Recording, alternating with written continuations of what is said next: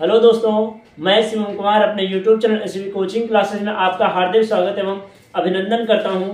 तो आज हम पढ़ेंगे क्लास 10th की इंग्लिश में मोस्ट इंपॉर्टेंट सेंट्रल आइडिया, जिसका नाम है फॉग, और जिसकी पोएट्स हैं कौन? कार्ल सैंडबर्ग, है ना। तो चलिए बिना देर करते हुए शुरू करते हैं, देखते हैं इसमें क्या है। देखिए, सबसे पहले मैं आपको बता देता हूँ, जो इस चैप्टर जो फॉग है, कोहरा है, उसकी तुलना एक बिल्ली से की गई है ना। जैसे बिल्ली आपके घर में दूध पीने या कुछ भी करने में आपको, है ना, तो वो धीरे धीरे एकदम दबे हुए पैरों के साथ में आपके घर में एंटर करती है। वैसे ही कोहरा जो है वो एनवायरनमेंट पर, पर्यावरण पर, है ना, और जहां पर वाटर ज्यादा होता है वहां पर जो कोहरा होता है वो बहुत ही शानदार तरीके से, बहुत ही धीरे तरीके से उनके लेयर पर बैठ जाता है ना। आपने देखा होगा सर्दियों में जो कोहरा गिरता है, वो जो हमारी क्रॉप्स होती हैं, है ना, फसलें होती हैं, उन पर आपने देखो सुबह सुबह मॉर्निंग में तो आपको एक छोटी छोटी बूंदे नजर आती होंगी, तो वो क्या है? वो सब कोहरा ही तो है ना, जो वाष्प रूप में होता है। तो चलिए इसी तरह आपको समझाते हैं और देखते हैं कि क्या है पोएम में, है ना।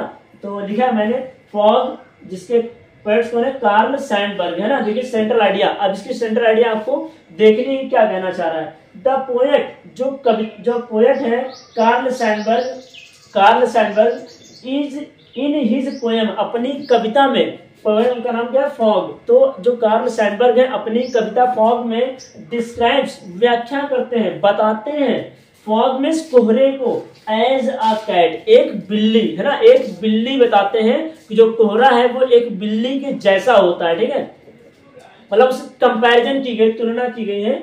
दिस डिस्क्रिप्शन, या व्याख्या करता है या बताता है, दिस डिस्क्रिप्शन या बताता है ऑफ फॉग, कोहरे को एज अ लिविंग क्रिएचर, एक सजीव, लिविंग मींस सजीव, क्रिएचर मींस प्राणी, एक सजीव प्राणी को बताता है। कौन? पोएट्स, है ना, कोहरे को, ठीक है। सो जो दिखता है द पोएट्स, कवि को, इंटरेस्ट में, जो कवि को क्या दिखाता है? इंटरेस्ट में रुचि दिखाता है in the wonders, in means में द वंडर्स, वंडर मींस क्या होता है?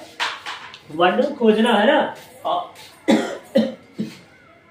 जिससे जो कवि है उसमें रुचि पैदा हो जाती है। किसको रुचि पैदा हो जाती है? किसको? खोजने की, द वंडर्स, खोजने की, एंड ब्यूटीज ऑफ नेचर, और प्रकृति की सुंदरता को उसमें क्या खोजने की, उसके अंदर क्या रुचि जग जाती है ना, रुचि आ जाती है। To him the coming of fog, उसके लिए द कमिंग, जो आता हुआ कोहरा है, रिजेंबल्स, वो प्रतीत होता है, कवि के लिए जो आता हुआ या गिरता हुआ जो कोहरा होता है वो प्रतीत होता है द वे अ कैट, एक बिल्ली के आने के जैसे उसको कोहरा जो है प्रतीत होता है, कि जैसे जिस प्रकार बिल्ली अपने दबे हुए पैरों से आती है, ठीक उसी प्रकार जो कोहरा होता है वो एनवायरनमेंट पर बहुत ही धीरे से लेयर पर बैठ जाता है, ठीक है। यह हो गए कम्स मींस आता है साइलेंटली, बहुत ही चुपचाप मींस धीरे धीरे एकदम, ऑन लिटिल कैट फीट, छोटे छोटे बिल्ली के पैरों के जैसे, है ना। तो ये आपकी हो गई सेंट्रल आइडिया किसकी?